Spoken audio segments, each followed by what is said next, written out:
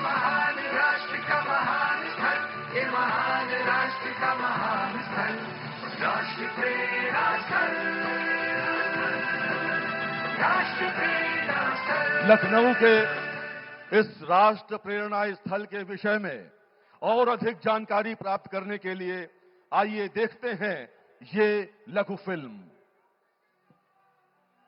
जब जब अधर्म बढ़ जाता है और राष्ट्र पर संकट आता है, जब घड़ा पाप का भरता है, तब गौरव राष्ट्र का बढ़ाने को और नई दिशा दिखलाने को जन्म लेते हैं महापुरुष। डॉक्टर श्यामा प्रसाद मुखर्जी जी एक ऐसे दूरदर्शी नेता जिन्होंने भारत की एकता, अखंडता एवं मजबूत राष्ट्र निर्माण के लिए अपना जीवन समर्पित कर दिया। डॉक्टर श्यामा प्रसाद मुखर्जी भारत के संविधान के लिए बलिदान देने वाले देश के पहले महापुरुष थे।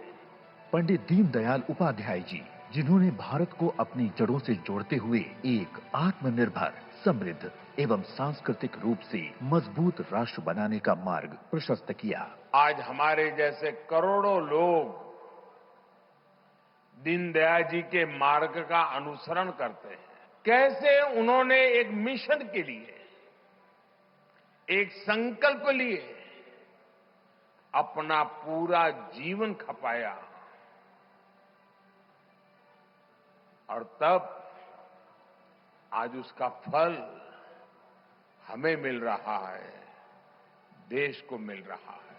श्री अटल बिहारी वाजपेयी जी जिन्होंने भारत को निर्विवाद रूप से विश्व मानचित्र पर एक सुदृढ़ वैश्विक शक्ति के रूप में स्थापित कर दिया। एक विचार के प्रति प्रतिबद्धता के कारण, राष्ट्र के प्रति पूर्ण समर्पण होने के कारण शून्य में से सृष्टि का निर्माण कैसा होता है, उसे करने वालों में एक महापुरुष अटल बिहारी वाजपेयी अग्रिम पंक्ति में उनका नाम है।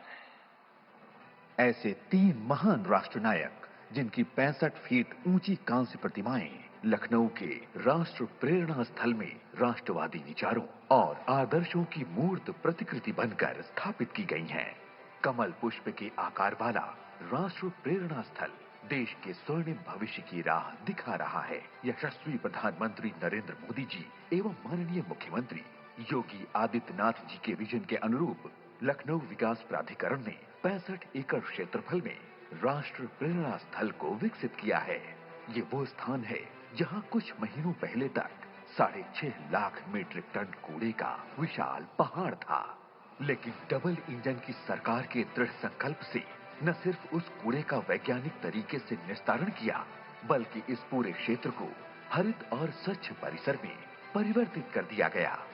230 करोड़ रुपए की लागत से तैयार इस विहंगम स्थल में 2 लाख लोग सहभागिता कर सकते हैं। परिसर में ध्यान कक्ष, पुस्तकालय, 3000 लोगों की क्षमता वाला विशाल एम्फी थिएटर तथा सुसज्जित उद्यान स्थित हैं। 6300 वर्ग मीटर में निर्मित संग्रहालय में आधुनिकतम तकनीक के माध्यम से डॉक्टर श्यामा प्रसाद मुखर्जी, पंडित दीनदयाल उपाध्याय एवं श्री अटल बिहारी वाजपेयी के गौरवशाली जीवन, दर्शन, संघर्ष और विचारों को चित्र कथाओं के माध्यम से प्रस्तुत किया गया है। ये भव्य आयोजन माननीय रक्षा मंत्री श्री राजनाथ सिंह जी एवं माननीय मुख्यमंत्री श्री योगी आदित्यनाथ जी के भारतीय पुनर्जागरण के प्रयासों का सुफल है। अब याद करिए, एक राजनीतिक ऋषि 45 वर्ष पहले, 50 वर्ष पहले एक चिंतन देता हो और उसको आकार लेने में 5 दशक लगते हो, लेकिन वह सपना साकार होता है।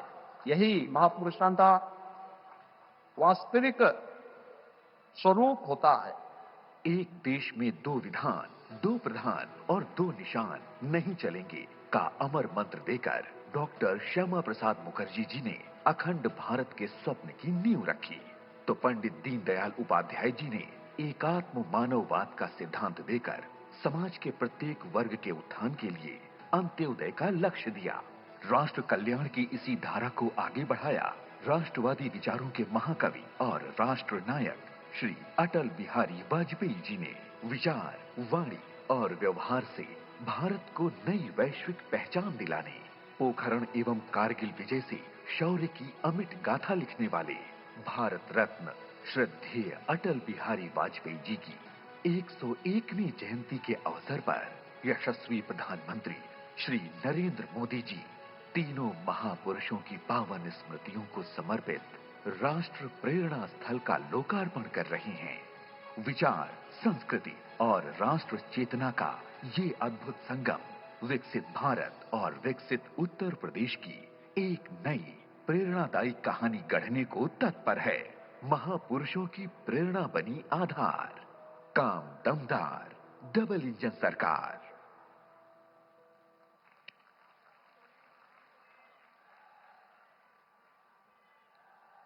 देश की अखंडता के लिए अपना जीवन बलिदान करने वाले डॉक्टर श्यामा प्रसाद मुखर्जी, अंत्योदय की अवधारणा के प्रवर्तक पंडित दीनदयाल उपाध्याय और हार नहीं मानूंगा, रार नहीं ठानूंगा, काल के कपाल पर लिखता मिटाता हूं, गीत नया गाता हूं, ये उद्घोष देने वाले और लंबे समय तक लखनऊ के सांसद रहे भारत रत्न पंडित अटल बिहारी वाजपेयी भारत माता के इन 3 सपूतों की भव्य प्रतिमाओं से अनुप्राणित ऊर्जा के सानिध्य में अब मैं भारत के माननीय प्रधानमंत्री और विश्व के सर्वाधिक लोकप्रिय जननायक श्री नरेंद्र मोदी जी को उनके आशीर्वचन हेतु आमंत्रित करता हूं।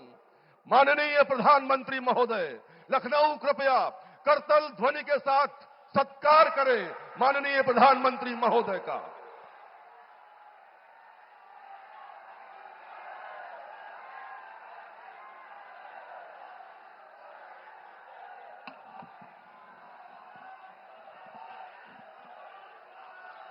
भारत माता की, भारत माता की, भारत माता की।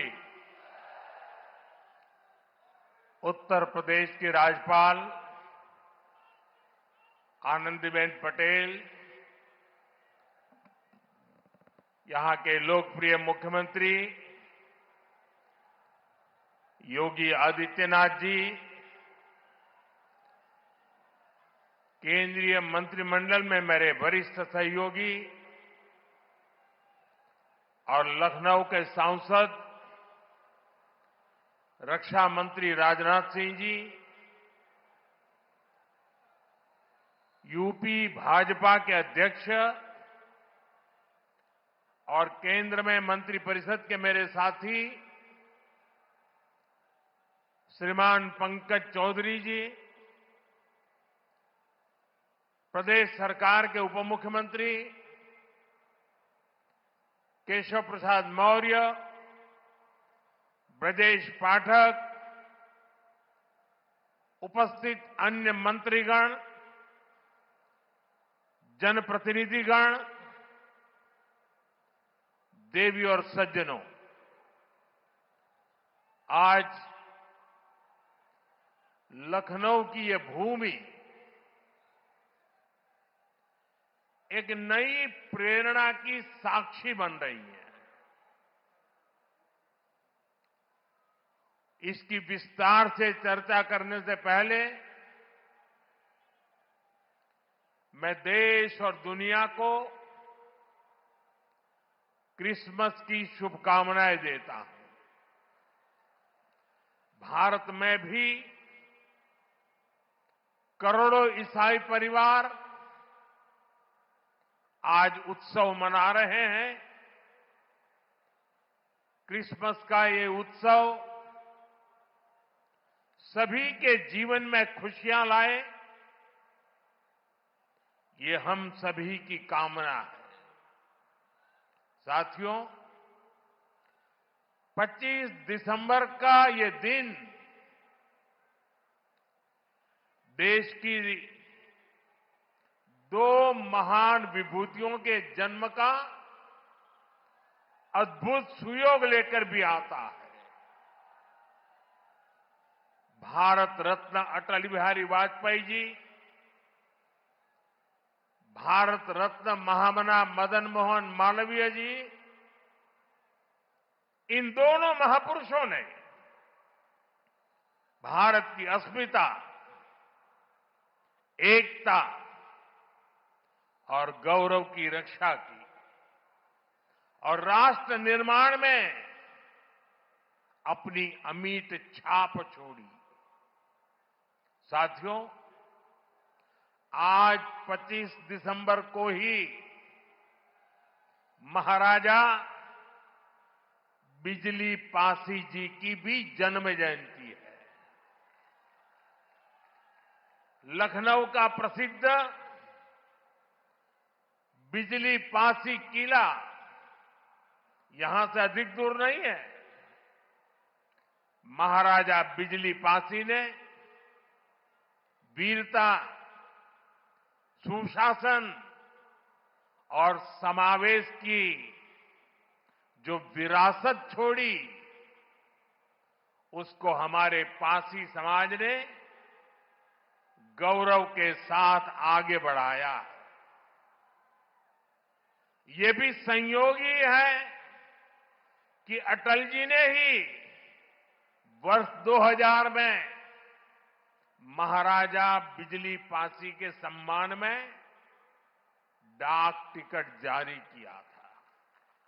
साथियों, आज इस पावन दिन मैं महामना मालवीय जी, अटल जी और महाराजा बिजली पासी को श्रद्धापूर्वक नमन करता हूं, उनका वंदन करता हूं। साथियों, थोड़ी देर पहले मुझे यहां राष्ट्र प्रेरणा स्थल का लोकार्पण करने का सौभाग्य मिला है। ये राष्ट्र प्रेरणा स्थल उस सोच का प्रतीक है जिसने भारत को आत्मसम्मान, एकता और सेवा का मार्ग दिखाया है। डॉक्टर श्यामा प्रसाद मुखर्जी, पंडित दीनदयाल उपाध्याय जी और अटल बिहारी वाजपेयी जी, इनकी विशाल प्रतिमाएं जितनी ऊंची है, इनसे मिलने वाली प्रेरणाएं उससे भी अधिक बुलंद है। अटल जी ने लिखा था, नीरवता से मुखरित मधुबन, परहित अर्पित अपना तन मन, जीवन को शत शत आहुति में जलना होगा, गलना होगा, कदम मिलाकर चलना होगा। ये राष्ट्र प्रेरणा स्थल हमें संदेश देता है कि हमारा हर कदम, हर पग, हर प्रयास राष्ट्र निर्माण के लिए समर्पित हो। सबका प्रयास ही विकसित भारत के संकल्प को सिद्ध करेगा। मैं लखनऊ को, उत्तर प्रदेश को, पूरे देश को इस आधुनिक प्रेरणा स्थली की बधाई देता हूं। और जैसा अभी बताया गया और वीडियो में भी दिखाया गया कि जिस जमीन पर यह प्रेरणा स्थल बना है, उसकी 30 एकड़ से ज्यादा जमीन पर कई दशकों से कूड़े कचरे का पहाड़ जमा हुआ था। पिछले 3 वर्ष में इसे पूरी तरह खत्म किया गया है। इस प्रोजेक्ट से जुड़े सभी श्रमिकों, कारीगरों, योजनाकारों, योगी जी की और उनकी पूरी टीम को भी मैं बहुत बहुत बधाई देता हूं। साथियों, डॉक्टर श्यामा प्रसाद मुखर्जी ने देश को दिशा देने में निर्णायक भूमिका निभाई है। ये डॉक्टर मुखर्जी ही थे जिन्होंने भारत में 2 विधान, 2 निशान और 2 प्रधान के विधान को खारिज कर दिया था। आजादी के बाद भी जम्मू कश्मीर में ये व्यवस्था भारत की अखंडता के लिए बहुत बड़ी चुनौती थी। भाजपा को गर्व है कि हमारी सरकार को आर्टिकल 370 की दीवार गिराने का अवसर मिला। आज भारत का संविधान जम्मू कश्मीर में भी पूरी तरह लागू है। साथियों, स्वतंत्र भारत के पहले उद्योग मंत्री के रूप में डॉक्टर मुखर्जी ने भारत में आर्थिक आत्मनिर्भरता की नींव रखी थी। उन्होंने देश को पहली औद्योगिक नीति दी थी, यानी भारत में औद्योगिकरण की बुनियाद रखी थी। आज आत्मनिर्भरता के उसी मंत्र को हम नई बुलंदी दे रहे हैं। मेड इन इंडिया सामान आज दुनिया भर में पहुंच रहा है। यहां यूपी में ही देखिए, एक तरफ एक जनपद एक उत्पाद का इतना बड़ा अभियान चल रहा है। छोटे छोटे उद्योगों, छोटी छोटी इकाइयों का सामर्थ्य बढ़ रहा है। दूसरी तरफ यूपी में बहुत बड़ा डिफेंस कॉरिडोर बन रहा है। ऑपरेशन सिंदूर में दुनिया ने जिस ब्रह्मोस मिसाइल का जलवा देखा, वो अब लखनऊ में बन रही है। वो दिन दूर नहीं जब यूपी का डिफेंस कॉरिडोर दुनिया भर में डिफेंस मैन्युफैक्चरिंग के लिए जाना जाएगा। साथियों, दशकों पहले पंडित दीनदयाल उपाध्याय जी ने अंत्योदय का एक सपना देखा था।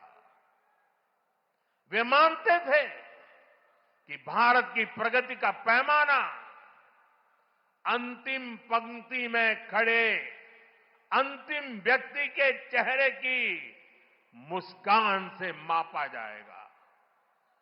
दीनदयाल जी ने एकात्म मानववाद का दर्शन भी दिया, जहां शरीर, मन, बुद्धि और आत्मा सबका विकास हो। दीनदयाल जी के सपने को मोदी ने अपना संकल्प बनाया है। हमने अंत्योदय को सैचुरेशन यानी संतुष्टिकरण का नया विस्तार दिया है। सैचुरेशन यानी हर जरूरतमंद, हर लाभार्थी को सरकार की कल्याणकारी योजनाओं के दायरे में लाने का प्रयास। जब सैचुरेशन की भावना होती है तो भेदभाव नहीं होता, और यही तो सुशासन है, यही सच्चा सामाजिक न्याय है, यही सच्चा सेकुलरिज्म है। आज जब देश के करोड़ों नागरिकों को बिना भेदभाव पहली बार पक्का घर, शौचालय, नल से जल, बिजली और गैस कनेक्शन मिल रहा है। करोड़ों लोगों को पहली बार मुफ्त अनाज और मुफ्त इलाज मिल रहा है। पंक्ति में खड़े अंतिम व्यक्ति तक पहुंचने का प्रयास हो रहा है। तो पंडित दीनदयाल जी के विजन के साथ न्याय हो रहा है। साथियों, बीते दशक में करोड़ों भारतीयों ने गरीबी को परास्त किया है, गरीबी को हराया है। ये इसलिए संभव हुआ क्योंकि भाजपा सरकार ने जो पीछे छूट गया था उसे प्राथमिकता दी, जो अंतिम पंक्ति में था उसे प्राथमिकता दी। साथियों, 2014 से पहले करीब 25 करोड़ देशवासी ऐसे थे जो सरकार की सामाजिक सुरक्षा योजनाओं के दायरे में थे। 25 करोड़। आज करीब 95 करोड़ भारतवासी इस सुरक्षा कवच के दायरे में है। उत्तर प्रदेश में भी बड़ी संख्या में लोगों को इसका लाभ मिला है। मैं आपको एक और उदाहरण देता हूं। जैसे बैंक खाते सिर्फ कुछ ही लोगों के होते थे, वैसे ही बीमा भी कुछ ही संपन्न लोगों तक सीमित था। हमारी सरकार ने अंतिम व्यक्ति तक बीमा सुरक्षा पहुंचाने का बीड़ा उठाया। इसके लिए प्रधानमंत्री जीवन ज्योति बीमा योजना बनाई। इससे मामूली प्रीमियम पर 2 लाख रुपए का बीमा सुनिश्चित हुआ।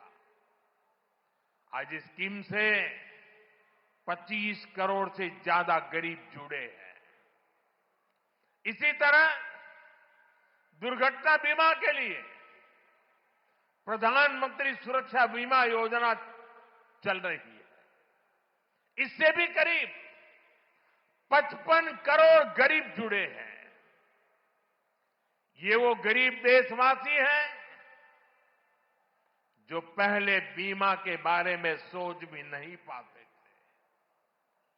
साथियों, आपको जानकर के हैरानी होगी, इन योजनाओं से करीब करीब 25,000 करोड़ रुपए का क्लेम इन छोटे छोटे परिवार के छोटे छोटे जिंदगी के गुजारे करने वाले मेरे सामान्य गरीब परिवारों तक 25,000 करोड़ रुपया का लाभ पहुंचा है। यानी संकट के समय ये पैसा गरीब परिवारों के काम आया है। साथियों, आज अटल जी की जयंती का ये दिन सुशासन के उत्सव का भी दिन है। लंबे समय तक देश में गरीबी हटाओ जैसे नारों को ही गवर्नेंस मान लिया गया था, लेकिन अटल जी ने सही मायने में सुशासन को जमीन पर उतारा। आज डिजिटल पहचान की इतनी चर्चा होती है, इसकी नींव बनाने का काम अटल जी की सरकार ने ही किया था। उस समय जिस विशेष कार्ड के लिए काम शुरू हुआ था, जो आज आधार के रूप में विश्वविख्यात हो चुका है, भारत में टेलीकॉम क्रांति को गति देने का श्रेय भी अटल जी को ही जाता है।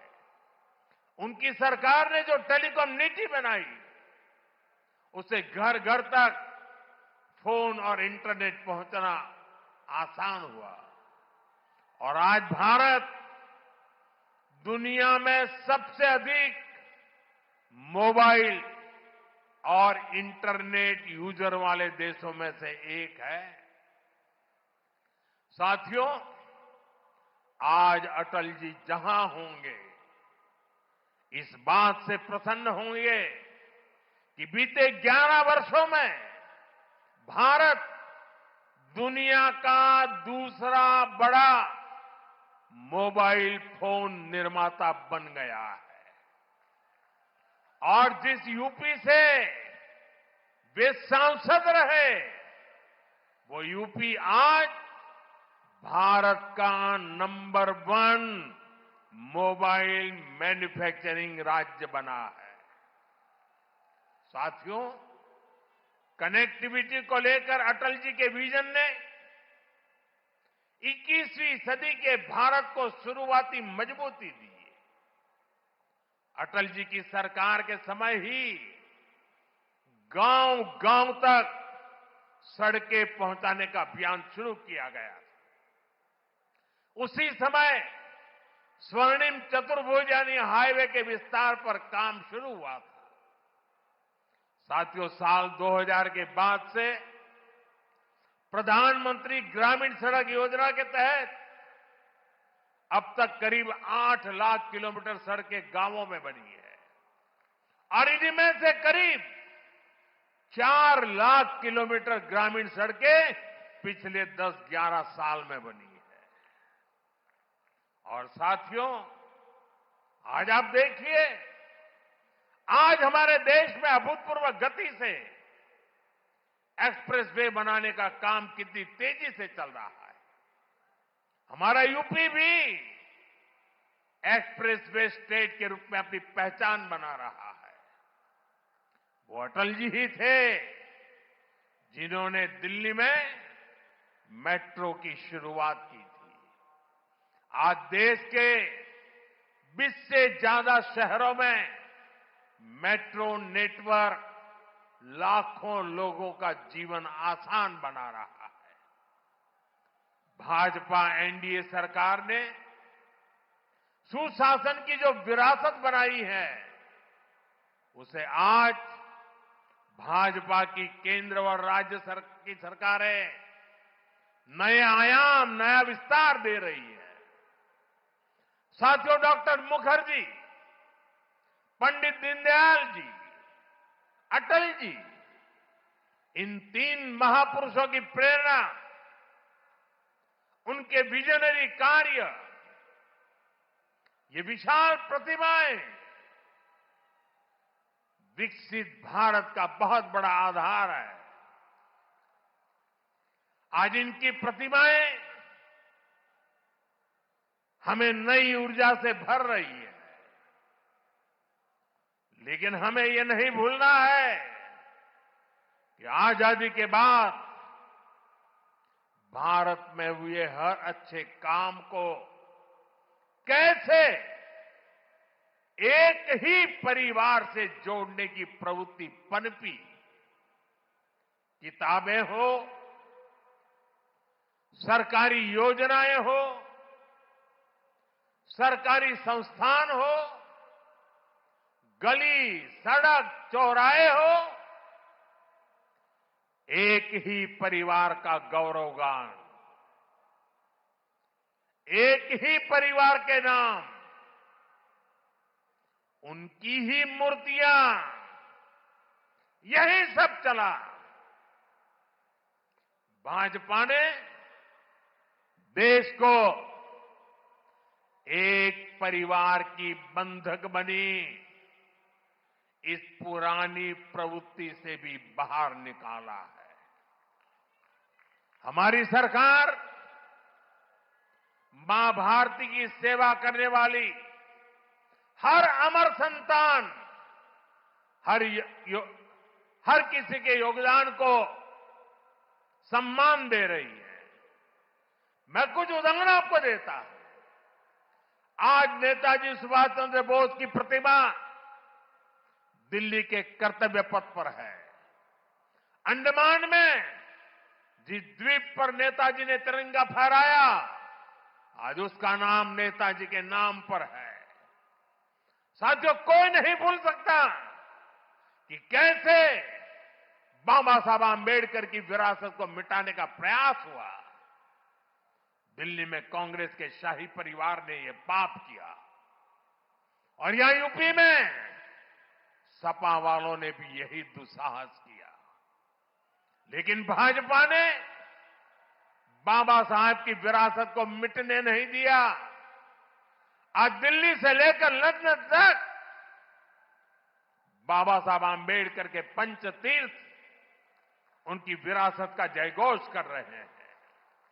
साथियों, सरदार वल्लभ भाई पटेल ने सैकड़ों रियासतों में बटे हमारे देश को एक किया था, लेकिन आजादी के बाद उनके काम और उनके कद दोनों को छोटा करने का प्रयास किया गया। ये भाजपा है जिसने सरदार साहब को वो मान सम्मान दिया जिसके वो हकदार थे। भाजपा ने ही सरदार पटेल की विश्व की सबसे ऊंची प्रतिमा बनाई, एकता नगर के रूप में एक प्रेरणा स्थली का निर्माण किया। अब हर साल वहां 31 अक्टूबर को देश राष्ट्रीय एकता दिवस का मुख्य आयोजन करता है। साथियों, हमारे यहां दशकों तक आदिवासियों के योगदान को भी उचित स्थान नहीं दिया गया। हमारी सरकार ने ही भगवान बिरसा मुंडा का भव्य स्मारक बनाया। अभी कुछ सप्ताह पहले ही छत्तीसगढ़ में शहीद वीर नारायण सिंह आदिवासी म्यूजियम का लोकार्पण हुआ है। साथियों, देश भर में ऐसे अनेक उदाहरण हैं। यही उत्तर प्रदेश में ही देखें तो महाराजा सुहेलदेव का स्मारक तब बना जब भाजपा सरकार बनी। यहां निषाद राज और प्रभु श्री राम की मिलन स्थली को अब जाकर के मान सम्मान मिला। राजा महेंद्र प्रताप सिंह से लेकर चौरी चौरा के शहीदों तक मां भारती के सपूतों के योगदान को भाजपा सरकार ने ही पूरी श्रद्धा और विनम्रता से याद किया। साथियों, परिवारवाद की राजनीति की एक विशिष्ट पहचान होती है। यह असुरक्षा से भरी हुई होती है। इसलिए परिवारवादियों के लिए दूसरों की लकीर छोटी करना मजबूरी हो जाता है, ताकि उनके परिवार का कद बड़ा दिखे और उनकी दुकान चलती रहे। इसी सोच ने भारत में राजनीतिक छुआछूत का चलन शुरू किया। आप सोचिए, आजाद भारत में अनेक प्रधानमंत्री हुए, लेकिन राजधानी दिल्ली में जो म्यूजियम था उसमें अनेक पूर्व प्रधानमंत्रियों को नजरअंदाज किया गया। इस स्थिति को भी भाजपा ने, एनडीए ने ही बदला है। आज आप दिल्ली जाते हैं तो भव्य प्रधानमंत्री संग्रहालय आपका स्वागत करता है। वहां आजाद भारत के हर प्रधानमंत्री, चाहे कार्यकाल कितना भी छोटा रहा हो, सबको उचित सम्मान और स्थान दिया गया है। साथियों, कांग्रेस और उसके सहयोगियों ने राजनीतिक रूप से भाजपा को हमेशा अछूत बनाए रखा, लेकिन भाजपा के संस्कार हमें सबका सम्मान करना सिखाते हैं। बीते 11 वर्षों में भाजपा सरकार के दौरान, एनडीए सरकार के दौरान नरसिम्हा राव जी और प्रणब बाबू को भारत रत्न दिया गया है।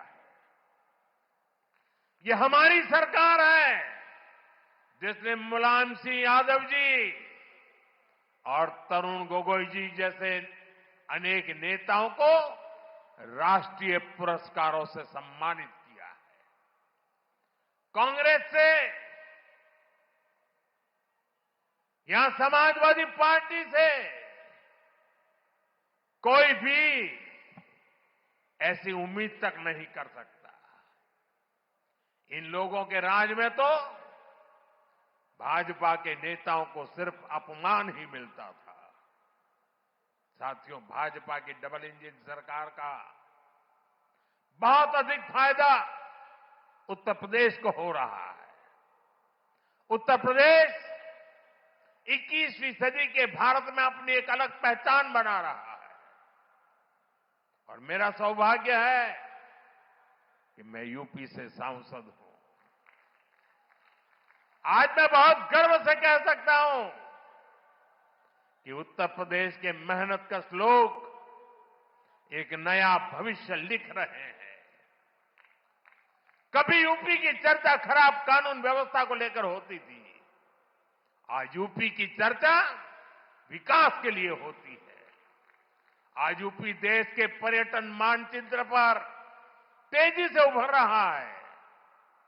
अयोध्या में भव्य राम मंदिर, काशी विश्वनाथ धाम, ये दुनिया में यूपी की नई पहचान के प्रतीक बन रहे हैं और राष्ट्र प्रेरणा स्थल जैसे आधुनिक निर्माण उत्तर प्रदेश की नई छवि को और अधिक रोशन बनाते हैं। साथियों, हमारा उत्तर प्रदेश सुशासन, समृद्धि, सच्चे सामाजिक न्याय के मॉडल के रूप में और बुलंदी हासिल करे, इसी कामना के साथ आप सभी को फिर से राष्ट्र प्रेरणा स्थल की बधाई। मैं कहूंगा, डॉक्टर श्यामा प्रसाद मुखर्जी, आप कहेंगे अमर रहे, अमर रहे। मैं कहूं पंडित दीनदयाल उपाध्याय जी, आप कहें अमर रहे, अमर रहे। मैं कहूं अटल बिहारी वाजपेयी जी, आप कहें अमर रहे, अमर रहे। पंडित श्यामा प्रसाद मुखर्जी, श्यामा प्रसाद मुखर्जी, श्यामा प्रसाद मुखर्जी, पंडित दीनदयाल जी, पंडित दीनदयाल जी, पंडित दीनदयाल जी, अटल बिहारी वाजपेयी जी, अटल बिहारी वाजपेयी जी, अटल बिहारी वाजपेयी जी, भारत माता की वंदे वंदे। बहुत बहुत धन्यवाद।